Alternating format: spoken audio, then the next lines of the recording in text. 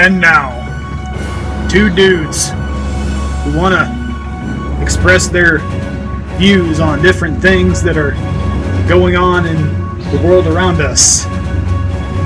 Who am I kidding? We're the Patriots of Faith. Welcome to our show.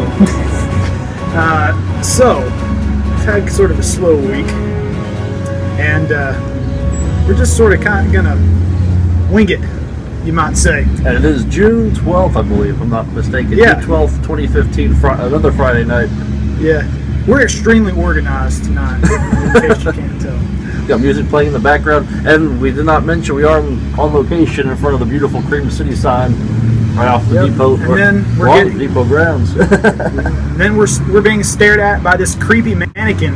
And whenever I first walked over to this windowsill that my camera is sitting on, I looked in the window and I saw the thing staring at me, and it scared me nearly half to death. As you can see in the picture right here on your screen right now. Yeah, but anyway, we're just going to go through some headlines, and hopefully you'll gain something from what we say tonight. Yeah, we are. We'll probably be pretty entertaining tonight because we don't have a whole lot of major earth-shattering news. There's been a few developments throughout the week that have kind of caught people off guard. Of course, the biggest story probably this week was that major government data hacking, and it's being blamed on the Chinese. The Chinese are not accepting responsibility for it.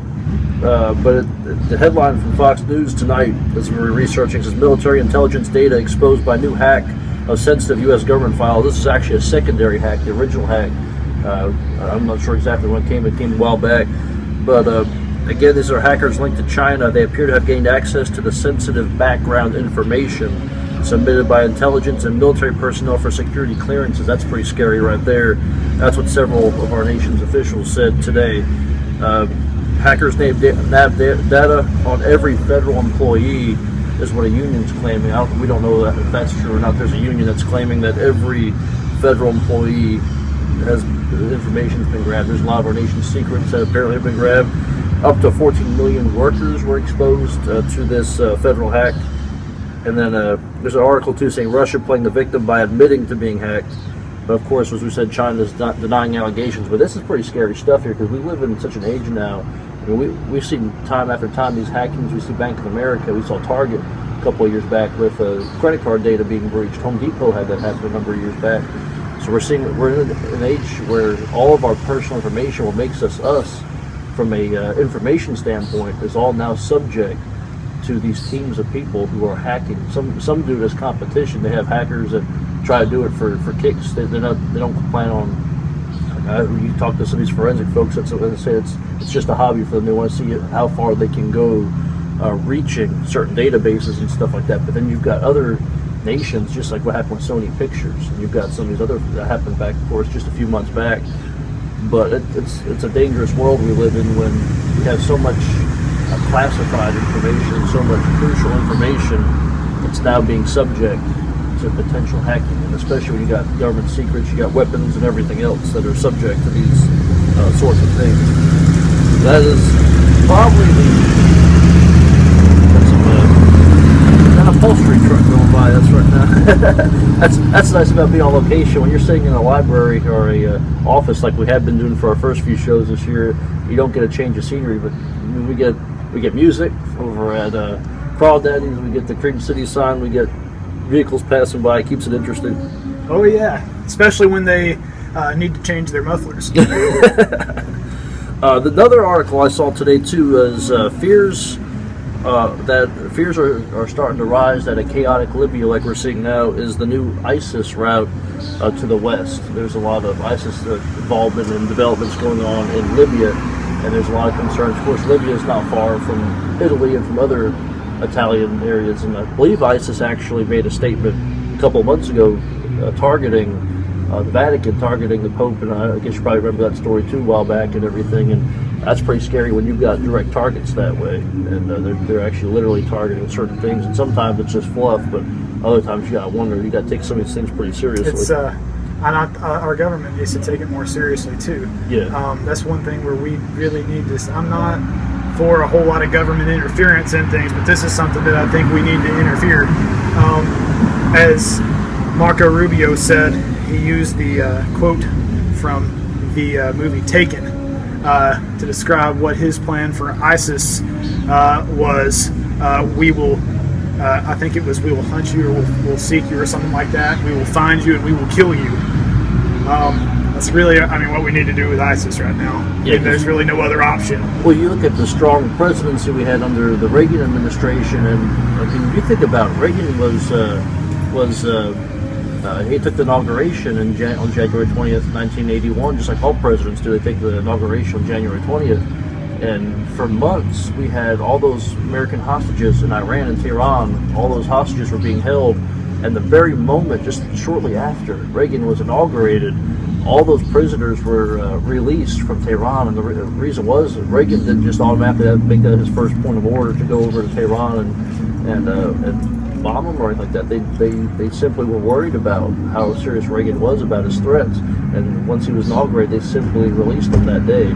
So that's, I mean, and then the Soviet Union took Reagan seriously as well. That's why the Cold War was ended. It's because they took him seriously. We got a presidential administration now. We got a lot of politicians now. The world's not taking it seriously. That's why ISIS is allowed to foster. That's why North Korea and China was spitting in our face with Sony Pictures. Of course, Sony's run by a Japanese company, but Sony Pictures used to be Columbia Pictures, a major American studio. And China's over there trying to test to see how far we'll go. They're building these massive. They built these massive islands that are over 1,000 acres. They made them from scratch in the areas just off China, and they're putting ballistic missiles there and everything else. They're trying to push the world to see how far we'll go and everything. And we don't have an administration that's just strong at all. That's a major threat when you look at the world around us. What we need is an administration that will say, here's a red line. Right. And if you cross it, this is what is going to happen. That is really what we need for sure. Here is, we were talking about presidential administrations. One of the things that has happened today is that the House voted not to pass a trade bill that would give the president authority to make fast trade agreements with I really don't really understand that much about what it would allow him to do. I haven't really looked into it, but I do know that it was something that would grant him more power. And the surprising thing about it is the Democrats voted against this legislation more strongly than the Republicans did, which basically means that they are taking that they are weakening their own president. Absolutely. And so that's a very interesting the development there. headline I saw from CNN while doing some show prep tonight says Democrats just made Obama a lame duck. This came earlier this evening, probably about 7 or so this evening. That article was brought up as one of the top stories on CNN's website right now. Of course, as people watch this, that'll be yesterday's news, I'm sure. But no, that's a huge development right there, because what happened from a political strategy standpoint too, it used to be the conversation that Republicans were always divided, and the Democrats, the reason why they were able to win is because they were united. A decade ago, Democrats were recruiting candidates for congressional seats, even in states like Indiana and Kansas and other states as well that are more conservative. They would nominate candidates that claimed to be pro-Second Amendment, pro-life, and just to try to reach out to the more moderates and to the little more conservative Democrats in their populations and draw their vote. But now the Democrats are the really divided party, and this really has started fostering since the big 2014 landslide against Democrats that we saw in elections last year. And so now Democrats getting ready for this 2016 presidential campaign. You would think they'd be united because most of them are supporting Hillary Clinton right now. That's what the polls are showing. But at the same time, that party is splintering, while the Republicans, although there's so many candidates, Republicans are starting to organize and congeal around a pretty strong conservative message. So that's going to be interesting to watch how that affects next year's campaign as Obama's a lame duck. It will. And the interesting thing about this, it's really this one bill that it's all come down to. It's not like it's one big ideology. Right. It's this one bill. It's just a trade bill. I mean, it's not about foreign policies from a military standpoint. It's not about tax policy. It's not about healthcare policy. That's another issue right there too. We understand here in the next couple of weeks the Supreme Court should release. We'll definitely be covering that on this show, but Obamacare might unravel as the whole program might collapse because the Supreme Court's about to make a ruling, or they may even have ruled, just not release the ruling on it yet, but they're going to do a ruling on some of these programs on Obamacare, and it's expected to completely unravel it if it goes the way that some people are expecting it to go. And that's the second big court ruling that's supposed to be coming up this month. That and the one about gay marriage. Right, two major ones. And normally, a Supreme Court ruling wouldn't affect people as much as these will. Right.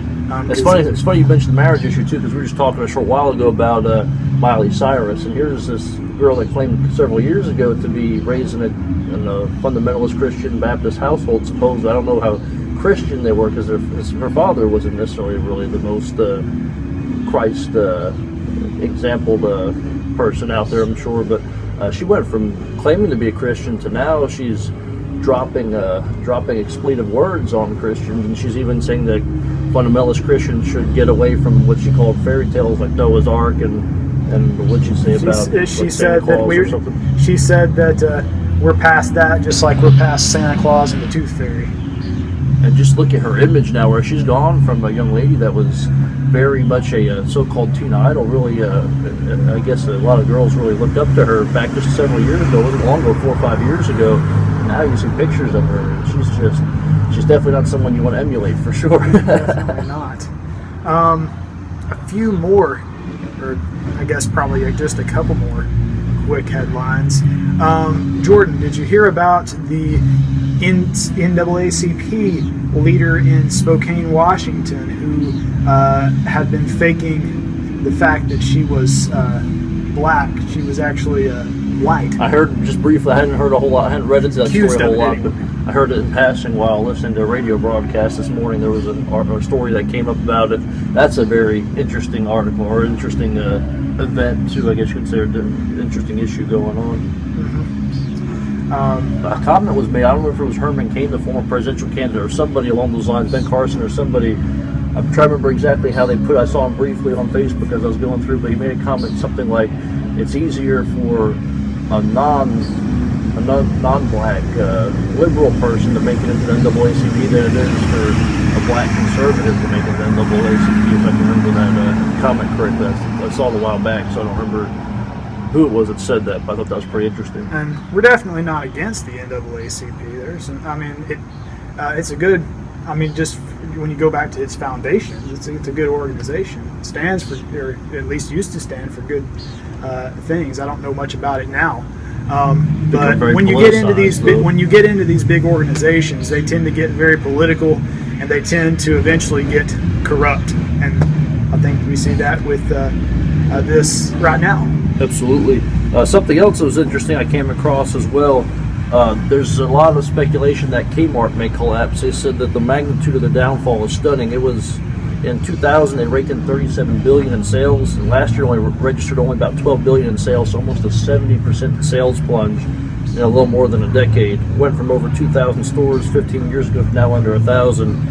And even Sears, even though Sears is struggling, Sears looked better in comparison, only with revenue falling 54% in that same time frame instead of 70%. So there's a lot of speculation that Kmart, which was once on track just about a quarter century ago, or a little over a quarter century ago, but on track to become the nation's largest retailer, now that store might be on the way out. And as a former Sears associate, I've long said that Sears probably should shut down their Kmart division, or at least sell off the brand to somebody else. Since 2005, when those two companies have come together, it's been a disaster for both companies. It's been awful for their marketing and for their business strategy, for sure. Yeah, and there's so many other places where people can get the same types of things. Yeah. And I know here there's a lot more convenient places than Kmart. Kmart's like a more expensive Walmart or Dollar General or something like that. Sears, there's still a lot of value to Sears with the Craftsman and Kenmore brands. Sears is a company you definitely want to see stay around for a while. Yeah, we're running out of time. I hope maybe you gained something productive from this segment tonight, but we're running out of time, so we will return with our biblical segment. Welcome back. We appreciate you tuning in to us for the Patriots of Faith on location at the Coastal Depot.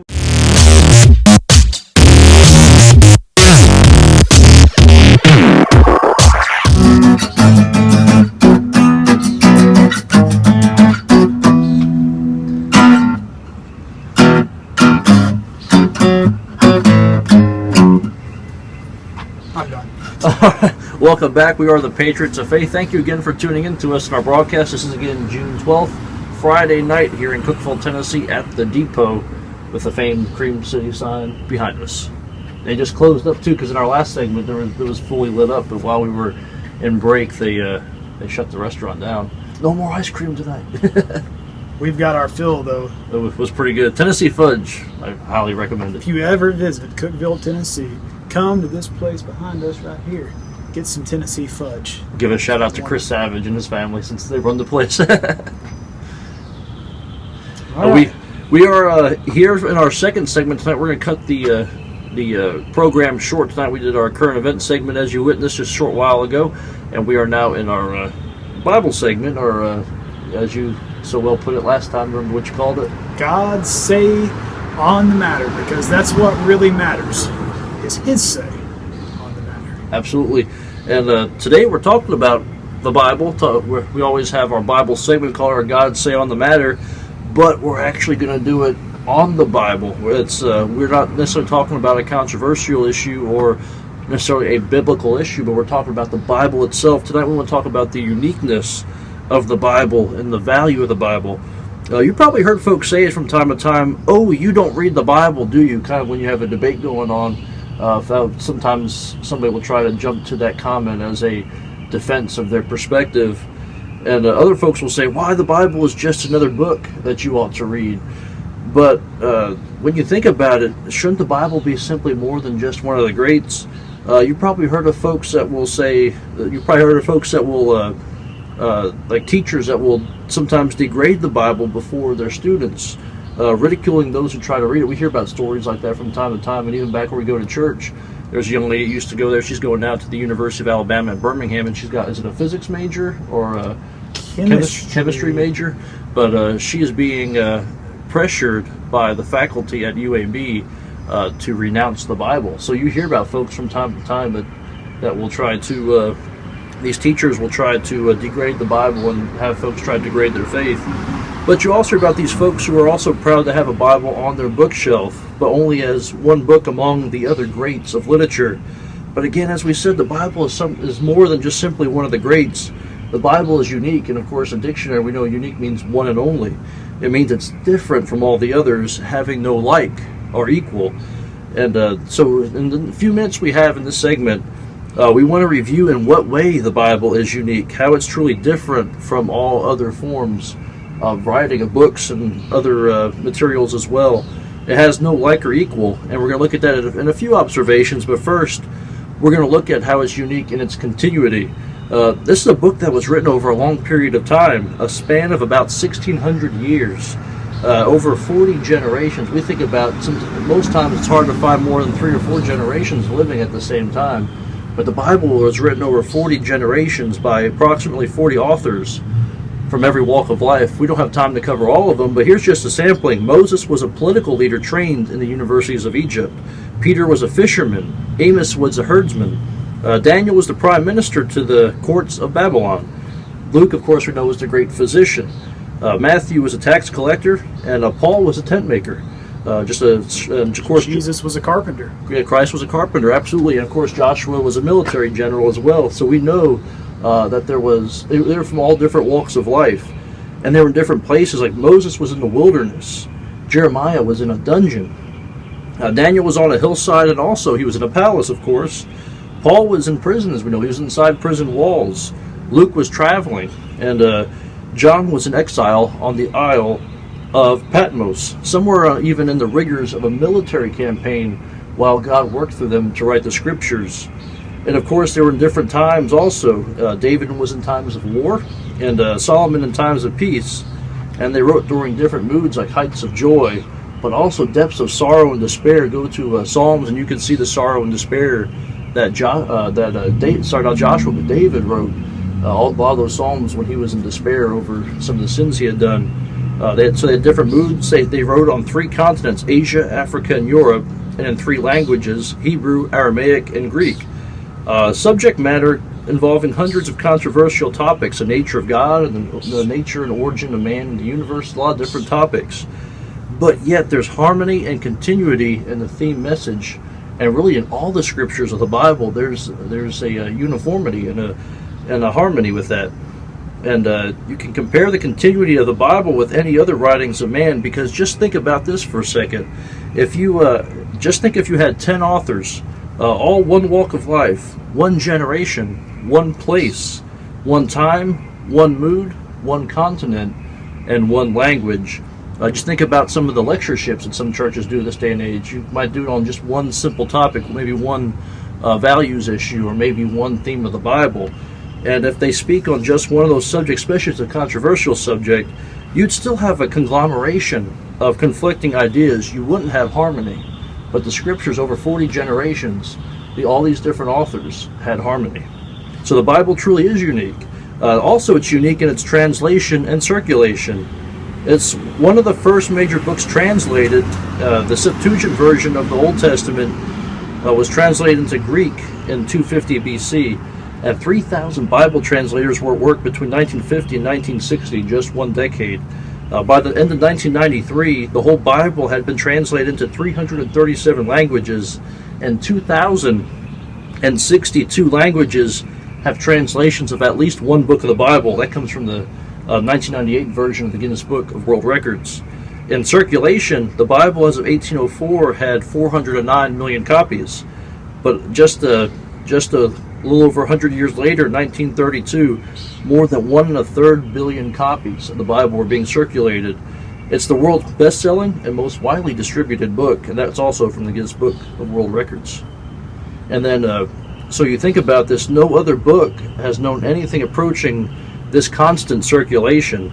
So it's that, as we'll see in just a moment, that makes it unique also in its impact on civilization. But before we get to that, we also know that the Bible is unique in its survival. It's survival through time because it's been written on material that perishes. You think of paper. You think of even computers. Computers can be destroyed by sometimes magnetic objects, or destroyed by maybe a circuit break or something like that. There's a number of different lightning strikes and everything else can destroy computer material. So anything that the Bible is written on, in the physical sense, is destructible as far as the material goes, but the message still continues on. It's constantly transferred from material to material because God is working to bring that material across. Its style, correctness, and existence does not diminish as it goes. I mean, you think about trying to copy files to a computer, or even copy files from computer to computer. Over time, you get data that corrupts. But the Bible, the scriptures, and that message continues to not diminish. And that's an argument that a lot of people use against it, is that through so many different translations, it's been corrupted throughout time. Well, we see from the earliest manuscripts found, such as you look at the Dead Sea Scrolls and manuscripts like that have been found, it's remained the same throughout time. If you look at those original manuscripts, or not, I wouldn't say original, but manuscripts from many centuries ago, close to the time it was written, and what we have now, it still remained the same. It's amazing how it just, like you said, it remains the same, survival through time. Compared with other ancient writings, the manuscript evidence of the Bible is greater than any 10 pieces of classical literature combined, and sufficient to ensure that we're reading the words of the original. But it's also survived through persecution, as we know. Many have tried to burn it, ban it, and otherwise outlaw it, from the days of the Roman emperors, even to the present communist-dominated countries, and even a lot of the Arab countries, of course, too. You can't be a Christian and you can't read most of the scriptures if you're in some of the Arab-dominated countries. So a lot of countries out there try to persecute the Bible in so many different ways. Two illustrations of its survival through persecution real quick, because I think we're coming close on time. But in 303 AD, the Roman emperor, there was a Roman emperor at the time in 303 AD that issued an edict to stop Christians from worshiping and to destroy the scriptures. Only 25 years later did the Roman Emperor Constantine call for 50 copies of the Bible to be prepared at the expense of the Roman government. Also, Voltaire, of course, he's known as a French atheist, and he's still an influential philosopher in a lot of different areas. You probably heard about him in some of your studies, and especially in psychology. But Voltaire was a French atheist that died in 1778. He predicted that Christianity would be swept from existence and pass into history within 100 years of his time, which would be up until 1878. course, we know it's been well over a century, almost a century and a half ago. Of course, that prediction never came to pass. Christianity was growing at that time. 50 years after Voltaire's death, though this is where it's interesting and ironic, 50 years after his death, the Geneva Bible Society used his printing press and in his house to produce stacks of Bibles. So imagine that. I mean, imagine the irony of that, where Voltaire's printing press was used after he predicted the end of Christianity. 50 years later, his printing press was used to try to produce Bible. That's a fascinating case of history, and it continues to show the Bible's survival through persecution. But it's and Scripture tells us in 1 Peter chapter 1, verse 24 through 25. We haven't done a whole lot of Scripture with this message tonight because we're talking about Scripture. But here's one Scripture that talks about that as well. All flesh is as grass, and all the glory of man as the flower of the grass. The grass withers, and its flower falls away, but the word of the Lord endures forever. So that's an amazing, powerful verse that confirms that reality. But also the survival through criticism. We know that the Bible, no other book has been so chopped, knifed, stifled, scrutinized, and vilified. What book on philosophy or religion or psychology has been subject to such a mass attack as the Bible, with such venom and skepticism, with such thoroughness and erudition upon every chapter, line, and tenet? And yet the Bible is still loved by millions, read by millions, and studied by millions, as said Bernard Ram. And that's quote alone is enough to kind of get our minds thinking about how the Bible has survived through criticism, how many times it's been criticized, yet it remains. So again, it survived through all those things, but it's also unique in its teaching. It's a book of prophecy. It is the only volume ever produced in which to be found a large body of prophecies relating to individual nations, more than 10 in Isaiah alone. Israel, all the peoples of the earth, certain cities, the coming Messiah and his kingdom. That said a man by the name of Wilbur Smith. There's no other book of religious antiquity which provides so many explicit prophecies that are so distant in the future and which came to pass. You look at Isaiah, and you look at Daniel, look at Jeremiah. A lot of these books of the prophets, they predicted Christ coming. They also predicted a lot of different events that would happen in the Roman Empire and other things as well. And it's amazing when you think about it being a book of prophecy. There's none other like it on the face of the earth. It's a book of history. The Cambridge Ancient History Organization said the Old Testament embodies the oldest history writing extant. And the Hebrews are the only race of people that can give such a clear and accurate picture of their origins. It's also a book of personalities. The Bible deals frankly with the sins of its characters, even of its heroes. We don't think about that from a lot of books, but Adam and Eve, they're putting off responsibility onto others. Noah and his drunkenness, Abraham and his cowardice and lying to save his skin, Moses and disobedience to God, even Peter in denying the Lord, causing division through hypocrisy, and churches that are divided, arrogant, materialistic. And we can also think about David lying in adultery and murder. All those things, the Bible is very direct in talking about the personalities and about the sins of all the different heroes. You don't have that in a lot of other books as well. And the amazing thing is that when you read them, you can learn lessons. Absolutely. Not only are they just stories, but they're stories that teach lessons. Absolutely. And lastly, it's unique in its influence as well. We are running close on time, but we want to briefly talk about how the Bible is unique in its influence upon the... Yeah, we got a minute left. So we're going to spend a moment just about how unique the Bible is in its influence upon the literature of the world. The greatest English classic called, if every Bible in every considerable city were destroyed, the book could be restored in all its essential parts from the quotations on the shelves of the city public library. And so no one can truly be called educated who is ignorant of the Bible, for they would be ignorant of which has influenced so many great writers. The influence is strong on the world itself, and the judicial system we have in our country is based upon many of the principles found in the Bible. And our standards of morality owe much to that Judeo-Christian ethic. Even within the ancient characters of the Chinese language are references to the Genesis story of Adam and Eve, the garden, and the flood. So as we do all this, we're just making a mention tonight to talk about how the Bible is unique and the one and only.